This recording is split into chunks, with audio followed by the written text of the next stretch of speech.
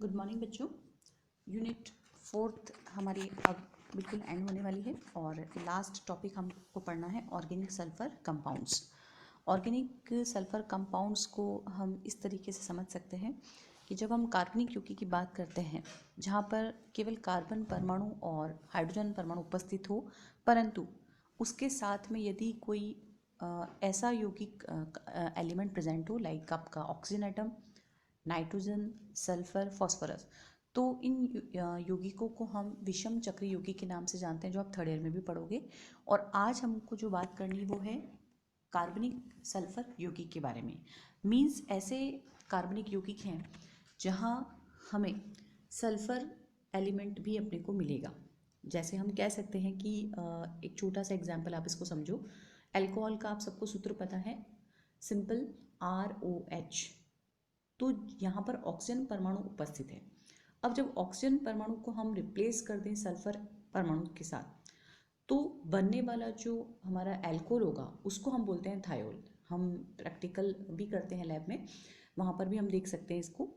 और दूसरा हम कह सकते हैं जैसे ईथर है ROR, तो वहाँ भी हम उसको रिप्लेस कर सकते हैं, थायो ईथर के नाम से बन जाएगा। अगर हम कहें कि हमारे पास हाइड्रोजन सल्फाइड है और उसमें जो हाइड्रोजन है उसको भी हम यहाँ पे रिप्लेस कर दें, तो हमें एल्काइल ग्रुप को हम रिप्लेस करके चेंज कर सकते हैं। तो बेसिक जो प्रॉपर्टी है या हम कह सकते हैं कंसेप्ट है ऑर्गेनिक सल्फर कंपाउंड्स का, वो यही है कि जब कभी भी कार्बनिक यौगिक में हम ऑक्सीजन को रिप्लेस करते हैं सल्फर से, तो थायो यहाँ पर यूज़ होता है। सबसे पहले नाम क्या, कम यौगिक के नाम के आगे एक स्क्रीन पे आपको जैसे एग्जाम्पल दिख रहा होगा, है ना, अल्कोहल, और यहाँ ऑक्सीजन को जैसे रिप्लेस किया है तो ये बना RSH, दैट इज थायो अल्कोहल।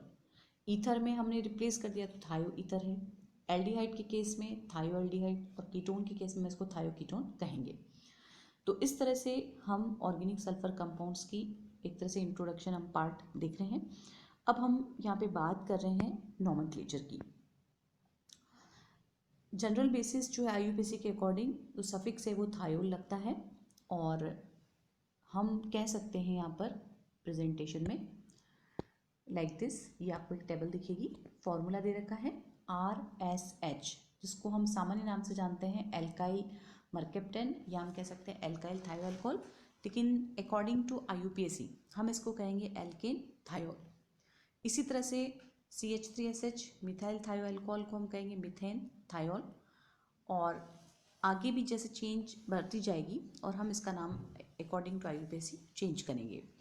अब बात करते हैं हम प्रिपरेशन की, हम इसको कैसे बनाएं। तो सबसे पहले हम देखेंगे अल्कोहल से हम कैसे बनाएंगे इसको। Thiols are formed by heating alcohol with phosphorus pentasulphide, P2S5 के साथ अभिक्रिया करेंगे और ये बनेगा एथेन थायोल। इसी तरह से औद्योगिक रूप से अगर हम इसको बनाना चाहें तो हम अल्कोहल की अभिक्रिया कराते हैं हाइड्रोजन सल्फाइड की, और बहुत ज़्यादा हमको इसमें टेम्परेचर देना है, करीब 400 डिग्री सेंटीग्रेड, और एज अ कैटलिस्ट हम ले रहे हैं यहाँ पे थायोरिया, और ये बन जाता है अपने पास डायरेक्टली हमारा डिजायर्ड कंपाउंड।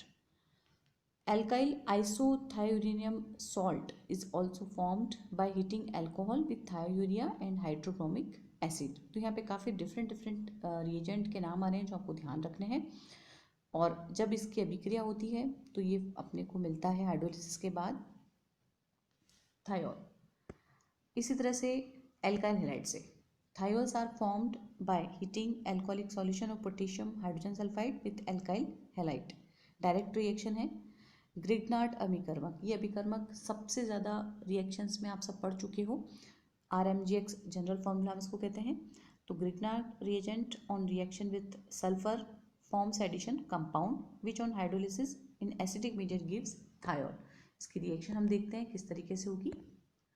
ये देखिए C2H5MgBr, और सल्फर के साथ जब इसने अभिक्रिया की तो एक योगात्मक यौगिक बना, और फिर जब अम्लीय माध्यम में जल अपघटन कराते हैं हम, तो हमको ये अपना थायो कंपाउंड मिलता है। एल्काइल डाइल सल्फाइड के द्वारा बनाने के लिए हमको अपचयन कराना पड़ता है इसका लिथियम एल्यूमिनियम हाइड्राइड की उपस्थिति में, जबकि एल्कीन से जब अभिक्रिया होगी बाय एल्कीन तो यहाँ पर सल्फ्यूरिक एसिड के प्रेजेंस में H2S के साथ अभिक्रिया होती है प्रोपीन की, और अपने को मिलता है 2 propane thiol. And the last one is thioaldehyde. Thiols are formed by chemical reduction of thioaldehyde in presence of yeast. जब एल्डिहाइड का हम अपचयन करते हैं तो एल्कोहल अपने को मिलता है, ये एक जनरल हमको पता है. अब बात करते हैं इसके भौतिक गुणधर्म की. मिथाइल मर्केप्टेन और मीथेन थायोल एक गैस है, जबकि अन्य जो इसके सदस्य हैं वो एक रंगहीन द्रव के रूप में पाए जाते हैं. और एक इनके जो मेंबर्स हैं वो जैसे हम कह सकते हैं थायोल या एथेन थायोल, ये काफ़ी वॉलेटाइल हैं और इनकी काफ़ी स्मेल भी बहुत डिफरेंट हमको फील होती है.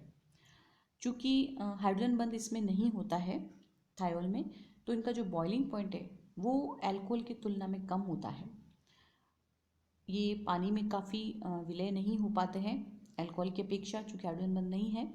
और दूसरा, अल्ट्रा वायलेट रीजन में इनका जो एब्जॉर्प्शन है वो भी हमें शो नहीं होता है, जबकि IR में हमें बैंड में 250 और करीब 600 से 800 सेंटीमीटर इनवर्स पर प्राप्त होती है. ये काफ़ी प्रबल अम्ल है अल्कोहल की अपेक्षा, क्योंकि सल्फर एनायन का जो आकार है, साइज है, वो काफ़ी बड़ा होता है ऑक्सीजन परमाणु की अपेक्षा और काफ़ी स्थायी भी होता है. तो ये तो बात हुई फिजिकल प्रॉपर्टी की. अब बात करते हैं हम केमिकल रिएक्शंस या रासायनिक अभिक्रियाओं की. तो सबसे पहले हम ले रहे हैं सोडियम के साथ इसकी अभिक्रिया. On reaction with sodium and potassium it gives hydrogen and sodium thioxide. Direct reaction है, आपको दिख रहा होगा यहीं पर. और फिर हम देखते हैं next reaction with acid, halides and anhydride. तो जब हम कर सकते हैं एसिटिक एसिड के साथ अभिक्रिया तो ये बनेगा इथाइल थायो एसिटेट. इसी तरह से एसिडल क्लोराइड और एसिटिक एनहाइड्राइड के साथ में भी अभिक्रिया इसकी होती है. Diethyl sulphide is formed by heating ethane thiol on alumina and zinc sulphide about 300 degree centigrade और हमको मिलता है डाईइथाइल सल्फाइड. जब अभिक्रिया होगी एल्डिहाइड और कीटोन के साथ, तब ये अभिक्रिया करके HCl की उपस्थिति में डाई इथाइल मिथाइल मर्केप्टल बनाएगा. कुल मिला के यहाँ पे वाटर मॉलिक्यूल बाहर निकल रहा है. Reaction with Grignard reagent again हम देख रहे हैं. तो अभिक्रिया होगी इसकी RMgX, हम यहाँ पे ले रहे हैं CH3MgBr एथेन थायोल की, और ये बनता है मेथेन. तो अब अभी एग्जाम में आ जाए कि अब इसको कैसे प्राप्त करोगे मेथेन को या एल्केन को. तो जितना हमें एल्काइल चेन, अगर हमने यहाँ C2H5MgBr लिया तो हमको मिलेगा ethane. Reaction of thiol different from alcohol. Alcohol से कौन कौन सी अभिक्रियाएं भिन्न ये शो करेंगे. तो पहले हम देखते हैं, जैसे डिफरेंस प्रॉपर्टी हम पढ़ रहे हैं, तो एसिडिक नेचर के ऊपर हम बात करते हैं. Because of acidic nature of thiol it reacts with base और and salt form metallic derivatives. तो अभिक्रिया हो रही है NaOH के साथ और मर्क्यूरिक ऑक्साइड के साथ हम बना सकते हैं इसको, क्लोराइड के साथ है, क्यूप्रिक क्लोराइड के साथ है. बहुत सारी रिएक्शन से जो शो करता है कि इसकी प्रकृति अम्लीय है. ऑक्सीकरण अभिक्रिया आसानी से अल्कोहल की अपेक्षा ये ऑक्सीकृत हो जाते हैं और ऑक्सीकारक हम अलग अलग यूज़ कर रहे हैं. जैसे हम ले रहे हैं हाइड्रोजन पेरोक्साइड, इसकी उपस्थिति में बनता है डाई इथाइल डाइसल्फाइड. जबकि कैमेनोर की प्रेजेंस में जब ऑक्सीकरण करवाते हैं तो ये बनता है इथाइल सल्फोनिक एसिड. तो ये जो अभिक्रिया हमने देखी पूरा कंप्लीट या थायो का था. नेक्स्ट हम बाद में बात करते हैं.